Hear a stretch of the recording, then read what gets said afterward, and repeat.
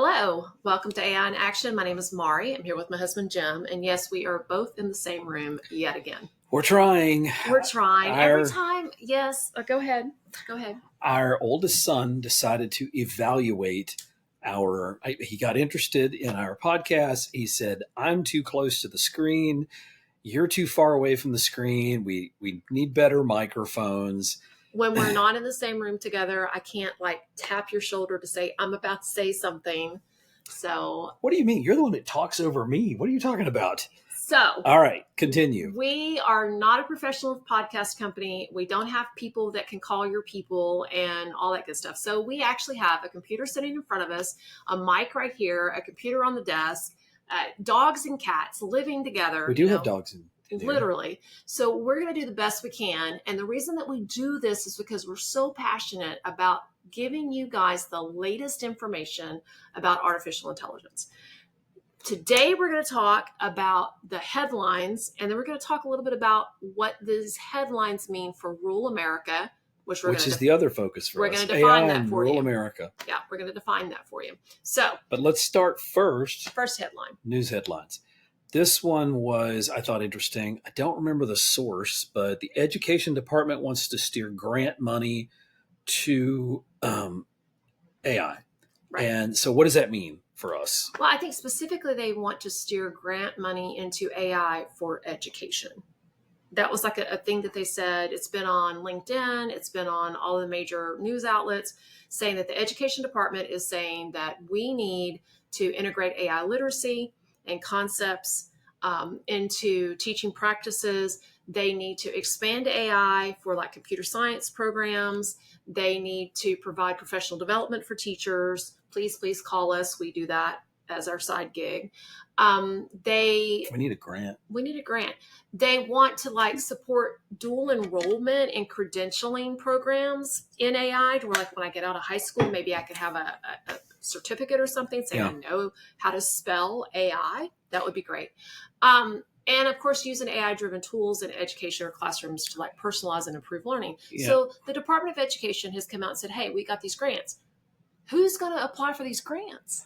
Well, before we get too deep into that, let's talk about the next headline, which is they issued guidance on AI use in schools. Who issued guidance? The U.S. Department of Education. U.S. Department of Education again. Guidance. I thought they were called DOE, but it turns out that's Department of Energy. What do they call them? They do call them Department of Education, DOE. I see that acronym a lot. Because when I typed into Google, it said Department of Energy. They have an acronym problem. Yes, I agree. So the guidance that they put out was, and I'm assuming it followed the grant thing, was they talk about focus areas, instructional materials. This stuff, just look at the focus areas. Okay. Instructional materials, high impact tutoring, college and career advising. Yes. The thing that jumps out for me was, which we'll get to in a minute, was the White House announcement. We had all these 60 companies to stand around doing a big group hug. Mm-hmm. And they were talking about, these companies do instructional materials. Yes. They do high tutoring. They do, so you got to, that's where their bread is buttered. Yeah, and I agree with it in some conceptually. I disagree with how they're going to want to implement it. What they're going to want to implement is a whole bunch of online tools that teachers can use, all these different prompting tools and stuff that teachers can use to generate great prompts. And they're going to have little tiny, cute little chat bots that are built into their online tools that mm-hmm. are going to be highly, highly restricted, that students will never, ever use because they're so restrictive, they're almost useless. Right. And it's going to be vanilla. It's going to be so vanilla and so watered down because everybody's afraid of the lawyers. Yes. You used to have a makerspace. Yes. And we had a thing that students had to sign. You had your own. And their parents had to. But you had your own above and beyond the schools because you were working with laser cutters and 3D printers and all that other stuff. Mistakes were going to happen. Absolutely. And if the parents didn't want to sign it, then they had to get their kid out of that class. Had to have a schedule change. You had all the safety you could have, but you're still working with equipment. Right. I had a kid one time, I caught him trying to bypass the security function of the laser cutter because he'd seen a YouTube video of somebody giving themselves a tattoo with a laser cutter. And I'm like, what are you thinking? So I absolutely had additional above and beyond rules that parents and students had to sign. One of my employees was probably trying to help him do that at the time too. Probably. She probably was. Anyway, so let's back up to June. Okay. The White House pledge for AI in education. This was the I don't third know headline. about you, but when they made that pledge, I was like, man, it's done now. It's a done deal. Is that sarcasm? That sounded like sarcasm. Me, sarcastic? That sounded like sarcasm. Never would I ever. 60 organizations, including major education and tech companies. Now, these are, again, you and I are going to be a little skeptical about this because this is, it was like multiple circles, and the inner circle was Microsoft, Google, IBM, Meta, and NVIDIA. We've got Microsoft, which is almost a $4 trillion company. We've got NVIDIA, which is a $4 trillion company. We have Google, which is a $1 or $2 trillion company. We have IBM, who I have no idea how they got in the circle because they may have somebody knew somebody. They may have created somebody. that stuff, but they seem kind of sad. And then, of course, we have Meta giving $100 million salaries to hire people. Right. These are the big guys. Right. And so they're giving advice, and their advice is going to be so biased toward big company, online everything. We want to help gather data, follow the money. I don't think any of those people know what rural is. And that's funny because you were talking earlier about what is rural, because you were on a committee or you were on like a testimony you had to go. It was a House subcommittee Capitol. where they were talking about rural broadband. Yes. And that was before we had built the fiber to Llano. And I started on that path, which we're going to talk more about in a minute. But I started on that path because when I got here 20 years ago, we had 3 megabits, and then we put in wireless, and we had 20, and then 100. And I was trying to get a path to a gigabit and then beyond. So I was trying to set a roadmap that says, I know I can get us to here, but how do I get us to here in 10 years? Sounds like you're visionary. It sounds like I was a planner, at least. I don't know if it's visionary, but I certainly. So, but it was funny because I got 15 minutes as a rural school. Round Rock ISD got an hour or two, at least an hour's testimony. Because they were defined as rural. That's for they've got 45,000 students at the time. Yeah, they have 47,699 students. I looked it up today. Okay, yes. And I think they have 3,500 employees. They have more employees than we have students. They have more employees than we have population in Llano. our whole town. Well, that's about the population of Llano. Because you remember, we're Llano County. We've got 11,000, 12,000 in the whole county. The actual city of Llano population sign says 3232. Yeah, they have more people in there, and yet they got to testify about rural broadband. For an hour. Anyway, so the point is, we've got these headlines: Department of Education, White House, AI. It sounds good. We like this idea. Absolutely. Because at least it's given visibility. But we're a little confused. I'm a little confused. Why are you confused? Jim? What are we confused about, Jim? Well, the next headline is what I'm confused about. Education Department issues AI priorities, but what if the Education Department doesn't exist anymore? The literal headline, it's K12dive.com. Yes. Was Education Department issues AI priorities, but what if the agency closes? Okay, so I did a LinkedIn post about the Department of Education. And I put in there. Are they department formerly known as the Department of Education? I don't know. I posted because I am concerned that they are dissolving the Department of Education. And there's all of these people. And I didn't. Well, you should be concerned. They said they're going to dissolve it. Well, I didn't mean. Well, yeah, Project 2025 basically does. No, the Trump administration already closed the Office of Educational Technology. Yes. And they said they plan to close the department. The Secretary of Education, they're planning on closing it. Okay, so my post was Seems about counterproductive if you're the if they're going Education. to close the Department of Education, what are they going to replace it with?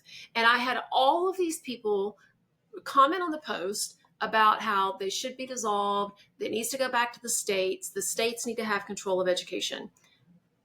I have been a teacher for a long time. And I can remember a student coming in from a different state and moving into our district. And the student is either so far behind that they are completely lost. And there's no way in Hades they're ever going to get caught up to where we're at. So they came from Florida. Hush. We're not going to point out states. We lived in Florida. I know we did. And at the time we lived there, they said Florida was 49th in the nation. We're probably there now. I don't know if Texas is there. I don't know what we're ranked at the time. That's what they told us, that we put our kids in private school, and we were going to. Right, if we had stayed. If we had stayed. But then we could also get a student in from a different state coming into Texas that they're so far ahead of what we're teaching that they're bored in school, and you lose them that way. So no matter what, you're going to lose them somewhere if they're going. And we are a nomadic nation. People move from state to state all the time. Mm-hmm. Okay. So my whole thing is that if you're going to dissolve the Department of Education, you have to have something come in and say, here is the minimum standards, some federal oversight. Well, the whole, otherwise it's going to be chaos. Well, what they're saying, the Secretary of Education, which again, it surprises me that the person in charge wants to close it. Closing the department, a quote from her, does not mean cutting off funds for those who depend on them. We will continue to support K-12 students and students with special needs, college student borrowers, and others who rely on essential programs. Well, they've already said they want to cut off college student borrowing programs. Mm-hmm. So I don't really understand. And then they held all the federal funds. We're going to follow the law and eliminate the bureaucracy responsibly. Again, my post was, what's the plan? If you're going to get rid of it, what's the plan? Well, the argument that, if I'm going to counter your argument, I would say the Department of Education was started by Jimmy Carter in, 76, 77? Okay. Before there was Department of Education. We did survive? something. We did something. People were educated. People sent people to the moon before the Department of Education existed. Okay. But people were educated? The part of the point of the Department of Education was to use that E word, to part of it was about equity, to make sure that everyone got opportunities for education. Minimum required. So ignoring all the politics for the moment, hard to do. We're just confused. Yeah. I'm not a politician. You know that. I could never be a politician. But Project 2025, which I hear is the blueprint they're using, and then I hear it's not the blueprint, but it literally says in there they wanted to eliminate the Department of Education.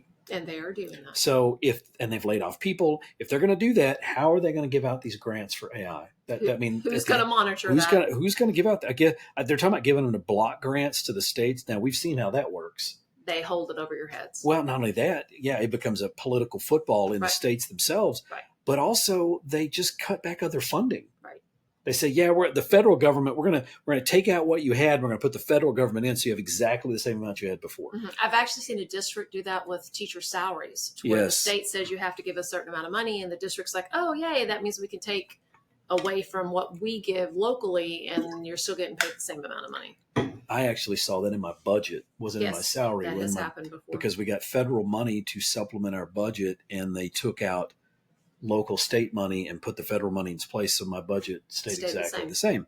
So now I love the idea of some kind of guidance. We're a little confused about that's going to happen when the people doing the guidance are going to go away. I love the fact that the White House is talking about it. I think that we need a national initiative for AI. So I'm in agreement. I'm just a little confused about how that's going to work. Who's going to head it up? So just to add to my confusion is our next headline. Okay. The FCC is eliminating gigabit speed goal and scrap analysis of broadband prices. Now, arstechnica.com, that's where this article come from. Okay. Now, my statement about this is big surprise. Yeah. We've got an FCC chairman, Brendan Carr, who was 5 years old when they broke up AT&T. So he doesn't actually know what it's like to live in a telecom monopoly. Yeah. I remember that. I'm not a baby. I remember that. I remember what it was like. When they broke up Ma Bell. Before they broke it up is what I remember. Oh, okay. I mean, they broke it up into the baby bells, but before they broke it up, I mean, you couldn't have an extra phone. They had a group in AT&T that came in if they found out you had a rogue phone. They would come to your house and confiscate the phone. Yeah, they would. I mean, either that or they would say, we're going to have to cut you off. Right. And you can go to the competing company. And there was no competing company. So anyway, the guy has never lived in a rural area. I think he grew up outside of D.C. I bet he has stopped in a bathroom at a convenience store in a small town at least once. Or he flew over it and looked down and saw little squares on the ground. So that must be what rural looks like. And he also was a lawyer for telecom companies. I'm sorry, I just had a thought. No conflict of interest there. It's because he only takes off from large cities that the height of the plane, he's seeing towns like Round Rock And and that thinking looks that's silent. rural. Maybe that's And what then it when he is. gets to a certain altitude, Okay, he doesn't see what rural America okay. actually is. We're beating on that a little I'm hard. sorry. I'm sorry. But these companies that he's talking about taking away these restrictions. I have looked at the maps before I got the grant to build the fiber to Llano. I looked at the maps, and I had, for example, one of the large telecom companies that starts with an A and has some T's in it, but I won't say which company it is. Yeah, don't say And names. because I don't want to say names. And they came in to try to convince us that we could use their cell phone system in lieu of our radios for our buses. I remember it. You came And I home made, talking about and it. I said, because they said, look at our map, Mhm. and they showed us having 4G and 5G west of Llano. Here's our coverage area. All of Llano County was covered with minimum of Absolutely. 4G. And I'm looking at it going, That's a beautiful map. So I said, I will listen to your sales presentation when you go 4 miles west of Llano and you call me on your cell phone. From your cell phone. They never came back. I never heard from them. They never came back to my office again because they have no coverage. We all know this. You drive, it gets cut off. So these companies, they are not honest about their coverage. They're not honest about their capacity. They're not even honest about where they have fiber. They've got a massive grant to build a fiber backbone to Llano. They denied they were even getting it when I asked for access. I mean, I have a whole Medium article that I've written that I still haven't published about all I went through to try to get it here. So now we're going to go to, okay, hold on. I got to see if I can play this. I got to try this because I have a hard time with this word. Hold on. Laissez-faire. Laissez-faire. Laissez-faire. Laissez-faire.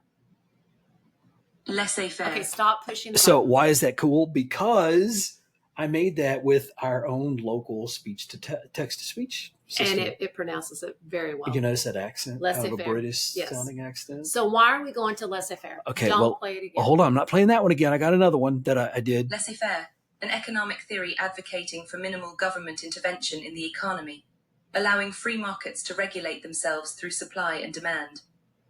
Okay, so that's what the definition of that word is. That is the definition of that word. So you're sitting there going, sure. So we have almost no competition. I mean, look at our daughter living in Liberty Hill. She has no competition for what she can get for internet service. She has mentioned them selling their house and moving to just like 3 streets over because 3 streets over has fiber. No, they shouldn't sell it. They should rent it out to some poor sucker. But they don't have fiber to their house. I know they have coaxial to their house, and they promise them like 400 megabit, 200 megabits, or whatever it is. I've been there. Yeah. It's not. Mm-mm. So again, I bring a hotspot every time. So again, we're going to remove the gigabit speed goal. Yes. And we're going to eliminate broadband pricing and affordability analysis because why analyze it? Because it might look bad. Yeah. We're going to focus on whether it's being deployed at all, not necessarily widely available, which you know how that works out here. That means you don't get it. And we're going to simplify the criteria to yield more positive industry assessments. I love that one. We're going to despite slower or less universal. So we're going to make it look better. We're going to allow them to make. Well, they're already doing that with the maps that they have, making themselves look better. But now they're going to have the blessing of the government to say, you know what? Even if it's slower, it's okay with you fudging the numbers a little bit. I think when I took physics in college, we called that the Jacobian. Was the fudge factor. One of the things that you and I talk about is rural moving America? To a larger town as we get older. Okay, now we have fiber here, so we can't use that as an excuse. I know, but when I think about other towns, we have fiber here. Why do we have fiber here? I'm going to say it out loud. You are the reason that Llano, Texas has fiber. Yeah. If it wasn't for you getting a grant and having them build fiber to this town, and they were able to build out more infrastructure than what the school was going to need. No, that's not what they did. Or what did they do? They can't do that. What they did was, if the hole's in the ground, you lay your own fiber. Well, we hung it on poles. Okay. We didn't put it in the ground because putting it in the ground was $2 million for 15 miles. All right.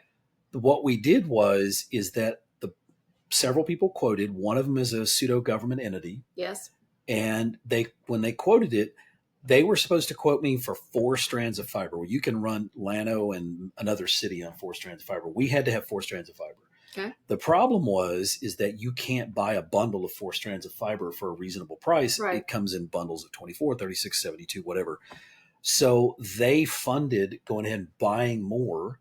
So they funded that part, and then we funded the 4 strands. And we funded 4. That's all I could fund was 4 strands. Yeah, I mean, so we couldn't pay them to overbuild. They had to overbuilding they did. That's what I'm saying. We didn't pay them to overbuild, but they decided to overbuild since they were doing it anyway. They just decided that it was cheaper to go ahead and get a bigger bundle of fiber. We don't use the word overbuild. Okay, I won't use that word. I'm sorry.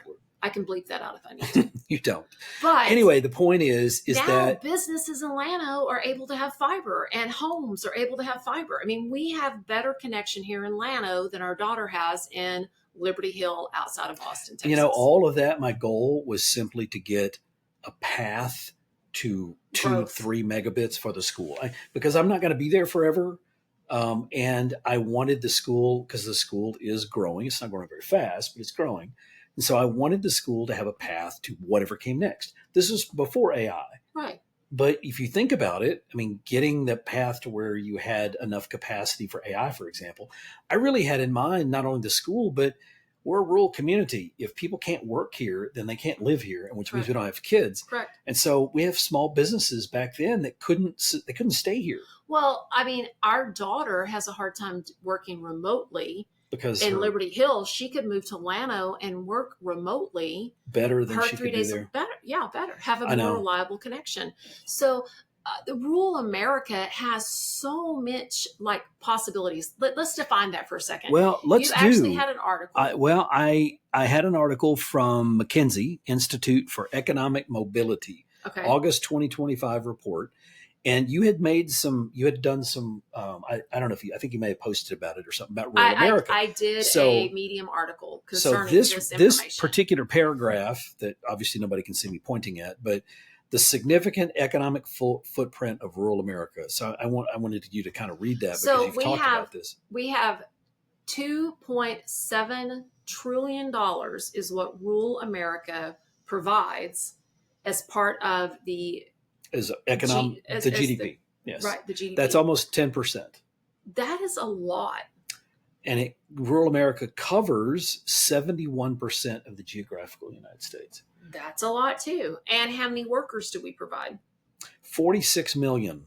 And 46 million there's 46 million Americans living there. Now, there could be a lot of retired people. That doesn't mean they're not working just because they're retired, because as we well know. You have to work until you die.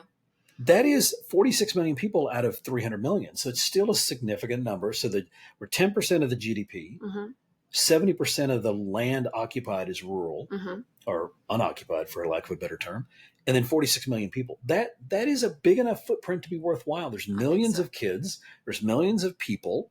And yet it's always an afterthought. Well, not just that, but some of the ingenuity that has come from rural America is unbelievable. We see it every day. I mean, you make do with, you can't just run down to the hardware store on Saturday. So, and I'm not saying we're so far from a hardware store, because we're not, but you just don't, because it's less convenient. Yeah. So you have to adapt, and those adaptations are inventive. And if you think about it, even my own father, before he passed away, he took his chair, because he has arthritis, and he made this big handle for his chair. And I thought, you know what? That's a great idea. Well, he did that because he lived in the city, he could have probably went and bought something. Maybe. But he's poor and he lived in the rural area. And so he just invented something of his own. We like to call it Aggie engineering. We do. We call it Aggie engineering.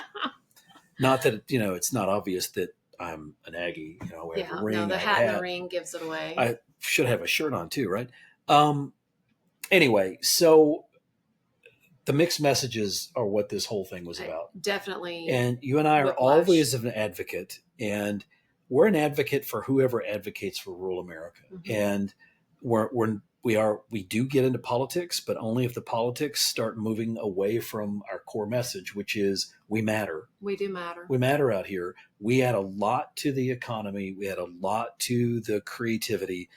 some of the great inventors have come from smaller areas. Now I realized there was more rural when some of these old inventors were born, but it was still, I mean, I think the every president lived in a rural area until. I mean, think of Lyndon Johnson, and there's all sorts of. Lyndon Johnson grew up here, Carter, 50 miles from here. Plains, Georgia. Wasn't Carter the first one born in a hospital? Didn't Rachel? I think so. Jimmy Carter was the first one born in a hospital. So we matter. I mean, that to me is huge. And we think AI matters. And AI matters. And AI requires broadband. Mr. Brendan Carr, you might want to come out and chat about what broadband actually means. Drive on out here. He could stay in our bed and breakfast. There you go. The other thing that matters are teachers. And the reason I wanted to say that is because, yes, they are starting to give all of this guidance, and they're starting to give all of these recommendations. And I am so afraid that the ones that they are talking to, A, haven't been in a classroom in a long time.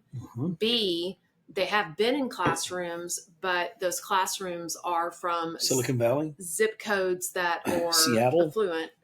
I was just on a podcast as a guest talking about the book that I wrote called Teachers Have Bigger Fish to Fry. That's right there. It's up there. Yeah. So Teachers Have Bigger Fish to Fry. It's a book that I wrote so that teachers can be seen because of what goes on in the classroom every single day. It's a collection of stories about the chaos that actually happens when you gather 20 plus kids in a 20 by 20 square room in a building. We were on another podcast today. Yes. And one of the things they asked me about, which I said, which I truly believe, is they asked me about being an engineer and not an educator. You're an educator. You have a lot of technology background, but you've spent a lot of time in the classroom. So you're educator, I'm engineer.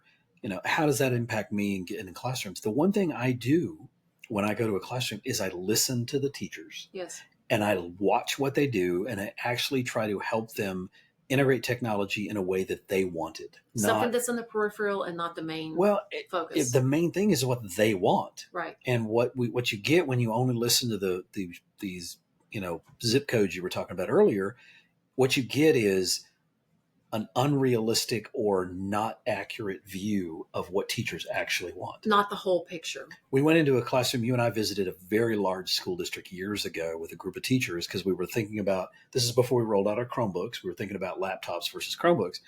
And we were visiting, and they were showing us how great the teachers loved their laptops, and they loved this. I heard this over and over again. Well, all of y'all were getting on the tour. You kind of shifted out of the room, and I went over and asked the teacher. I said, "So what do you think about this?" She goes, "I never use them." You know what she said? All of the people giving us the tour were talking about how awesome it was, yes. And then when you actually turned your back and asked the person who's actually, I stayed in the room after you guys walked out, and I asked her. Oh wow! And you know what the funny thing is? Do you know why she didn't use them? She said because they take too long to boot up. So when we put in the Chromebooks, one of the criteria was it had to turn on really fast. Right. So the point is, you listen to everybody knows you're supposed to listen to your customers. Why are teachers different? Why do you not listen to them? That's something and you changed. Part of that bias is these people that used to be in the classroom. Right. They're not anymore. And so they have their own biases about how they think it should act. Right. And they push that in with the Silicon Valley money that they get. Well, and once you're out of the classroom, you do tend to forget.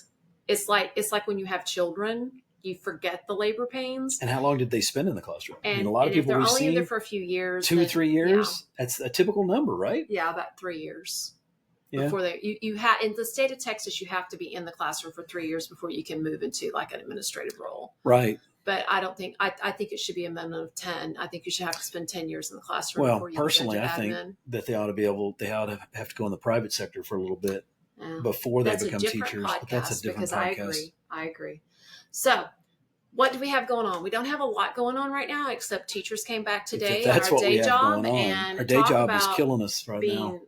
Up to our ass in alligators, which is what the title of the book was going to be. Used a no word.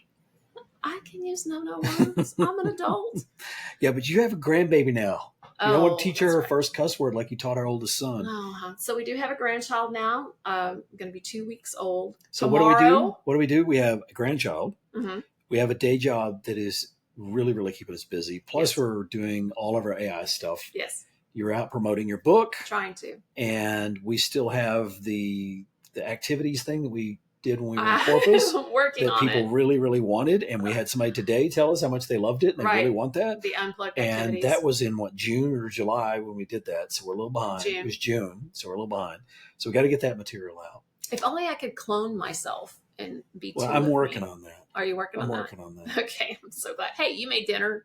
I made dinner. You helped with dinner. I mean, I think that partnership's important. I'm cloning you. Sounds good. A little less snarky version. That's no fun. So my name is Maurie. I'm here with my husband, Jim. We talk about artificial intelligence once a week, or at least we try to, at least once a week. We haven't done it for a couple of weeks because somebody's been gone. Grandbaby time is very important. Yes, it is. We hope that you guys have a marvelous rest of the week.